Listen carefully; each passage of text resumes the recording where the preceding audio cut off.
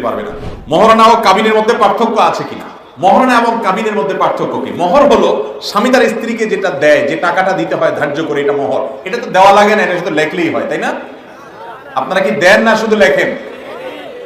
বউকে মহরের টাকা পরিশোধ করছেন, এরকম মায়ের ভূত যারা আছেন সব একদম হিসাব করে ক্যাশ দিয়ে দিচ্ছেন, জিনিসপত্র বুঝে দিয়ে দিচ্ছেন। আপনারা তো দেখি, হ্যাঁ দেখছেন কি অবস্থা? একটা ভিডিও ফুটেজ দেওয়া উচিত ছিল। এটা কি লাভ হবে এই সমস্ত ওয়াজ টোয়াজ করে? বলেন ভবিষ্যতে দিবেন, আবিয়াতেরা ভবিষ্যতে দিবে ইনশাআল্লাহ। এরাই আমাদের আগামীর ভবিষ্যৎ ইনশাআল্লাহ। আপনারা জাগলে এই দেশ পরিবর্তন হবে ইনশাআল্লাহ। যারা বিয়ে করেন নাই, বিয়ের সময় স্ত্রীর মহরের টাকা যা ধার্য হবে সবটুকু স্ত্রীকে বুঝাই দিবে ইনশাআল্লাহ। নিয়ত করবেন তো ইনশাআল্লাহ? নিয়ত করে লাভ কি? মহর ধরবে মুরব্বীরা 30 লাখ 1 টাকা, আপনি 30,000 টাকা বেচা যাবেন। মুরব্বীরা বলবে 10 লাখ 2 টাকা মহর।